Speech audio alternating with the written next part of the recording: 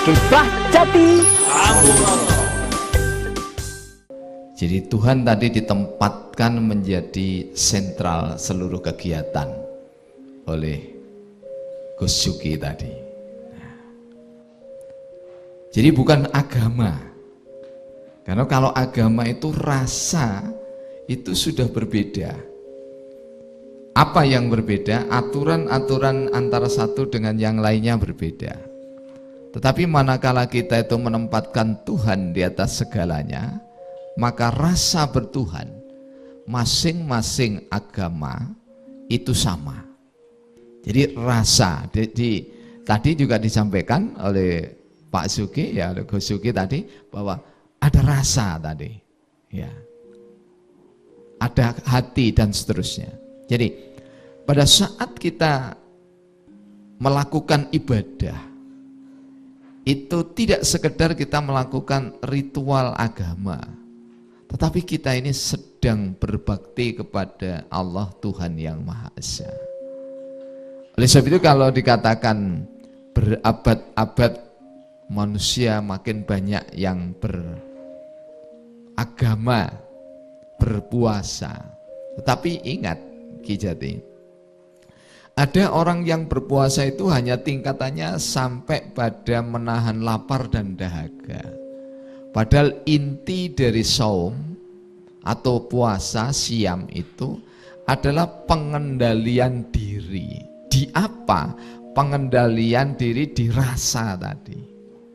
Jadi rasa bertuhan dikendalikan oleh Sang Maha Pencipta. Kemudian rasa diri dikendalikan oleh hati yang sudah disinari oleh nilai-nilai ketuhanan itu, sehingga sumrambah, merembes, berpenetrasi pada tidak saja diri yang melakukan, tetapi pada keluarga, kemudian kepada tetangganya, pada masyarakat nusa dan bangsa.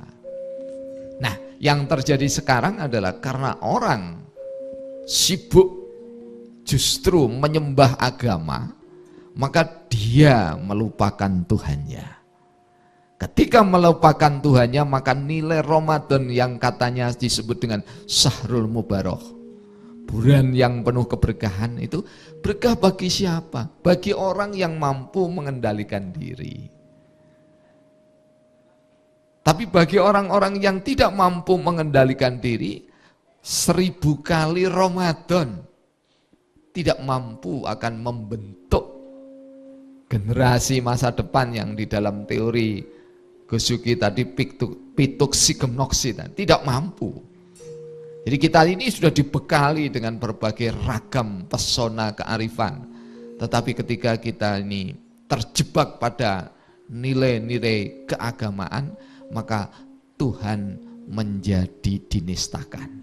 Oleh sebab itu kalau dalam bahasa Al-Quran dikatakan fa khalafa min ba'di khalfun atu'us shalah wa taba'us syahawat fasawfa yalqauna ghayyan. Jadi prinsip akan lahir satu generasi yang lebih buruk, lebih buruk, lebih buruk, lebih buruk. Karena apa? Dia tidak, yang tadi oleh Gus Syuki disampaikan, dia tidak berpegang pada nilai Tuhan, tetapi dia itu justru memperturutkan hawa nafsunya. Dia tidak ada di dalam koridor ingat, iling.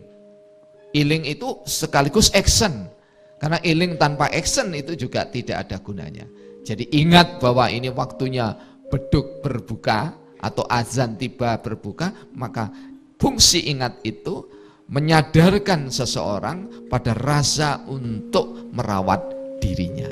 Ketika dia ada rasa untuk merawat dirinya, maka diri yang terawat itu harus mampu dirasakan oleh diri-diri yang lain. Inilah yang dimaknai oleh tema ini, bahwa ada spiritualitas, di mana spiritualitas itu adalah kesadaran mampu untuk membangun kekuatan dari dalam diri ini, sehingga mencuat menjadi kekuatan bangsa dan negara. Nah, kalau kita hubungkan dengan tanggal 9 nanti, maka yang berkuasa itu jangan sampai agama, tapi yang berkuasa itu adalah Allah Tuhan yang Maha Esa. Para penonton Dharma TV yang kami muliakan, kelihatannya ngobrol berbincang-bincang ini kalau didasari oleh komunikasi perasaan, itu tidak ada yang begitu indah. Bahkan tadi dimulai dari betapa pentingnya ketuhanan itu. Dan kelihatannya diperjelas oleh beliau setelah dari Pak Marzuki bahwa kalau masih beragama, segeralah ditingkatkan sesuai dengan sumbernya agama itu. Sumbernya apa? Ya sudah barang tentu kitab suci yang dipercaya oleh mereka masing-masing. Sesuai dengan tuntunan yang disebut nabi atau apalah istilahnya gitu ya. Nah kelihatannya sudah mulai akan ketemu ini. Nah sekarang kita ingin beranjak ke Ki Antoni Wibowo. Beliau seorang seniman lukis yang menurut saya juga lihai dan bagus juga ya. Itu mustahil kalau gerakan tangannya itu tidak dibarengi oleh perasaan-perasaan yang begitu lembut. Dan keaktifannya di masyarakat sudah barang tentu menambah wacana budaya yang semakin bersifat kompleks, universal dan dalam. Monggo, kalau ditinjau dari sisi budaya apa Ki Anton? Matur nuwun. Saya mendapatkan masukan dari saudara saya Ki Marzuki dan Ki Indar tadi itu tentang spiritualitas atau hidup rohani. Pada umumnya yang dimasukkan dengan spiritualitas memang menunjuk pada hubungan pribadi seorang beriman dengan Allahnya yang terejawantahkan di dalam sikap dan perbuatannya sehari-hari. Jadi spiritualitas adalah kesadaran hidup rohani, keterhubungan saya dengan pencipta saya. Nah, saudara-saudara, kalau menurut saya pertanyaan tema hari ini menarik banget, yaitu apakah dan bagaimanakah kemungkinan spiritualitas atau hidup rohani generasi muda pada abad 21 yang tentunya tampilan kehidupan zaman ini berbeda dengan tampilan-tampilan yang lalu. Nah,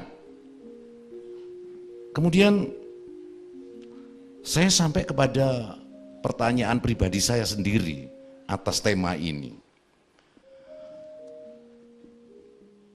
Apapun penjelasan kita tentang pertanyaan tema hari ini, itu hanya menjadi penting hanya kalau masing-masing dari kita itu tetap menghidupkan pertanyaan, apakah hidup saya mempunyai tujuan sejati? Kalau pertanyaan mendasar itu tidak ada pada diri kita, tidak ada pada diri generasi muda, apakah tujuan hidup sejati saya? Maka seluruh teori-teori tentang budaya, agama dan sebagainya cuma akan membuat kita itu kebebanan teori, tapi kita tetap buta terhadap hidup itu harusnya mempunyai tujuan yang sejati. Nah, kalau menurut pandangan saya, dalam pandangan kacamata budaya, zaman demokratisasi kebebasan budaya abad 20 dan 21 ini, atas pertanyaan apakah ada tujuan hidup manusia yang sejati, itu semua aliran, semua toko dalam tanda petik itu menawarkan jawaban. Semuanya menawarkan jawaban. Persoalannya adalah kita kembali ke Ki Marzuki tadi.